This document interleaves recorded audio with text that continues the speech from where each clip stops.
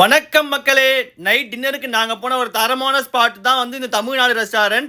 இது வந்து தோஹாவில் வந்துட்டு அல்முன்தசா பார்க் பக்கத்துலேயே இருக்கு. நல்ல காரசாரமான சாப்பாடு நம்ம ஊர் ஸ்டைலில் சாப்பிடணும்னா இந்த கடையில் வந்து சாப்பிடலாம். நாங்கள் ஃபர்ஸ்ட் வந்து கொத்து பரோட்டா ஆர்டர் பண்ணியிருந்தோம். நல்லா ரோட்டு கடையில் நம்ம ஊரில் கொத்து பரோட்டா கிடைக்கலீங்களா, அதே டேஸ்ட்டுக்கு வேற லெவலில் இருந்துச்சு. ரொம்ப நாளுக்கு அப்புறம் நம்ம ரோட்டு கடையில் சாப்பிட்ட ஒரு ஃபீல் கிடைச்சிது. கொத்து பரோட்டா வந்து ரோட்டு கடையில் இந்த மாதிரி டேஸ்ட்டாக இருக்கும். நெக்ஸ்ட் காடை மிளகு வறுவல் ஆர்டர் பண்ணியிருந்தோம்.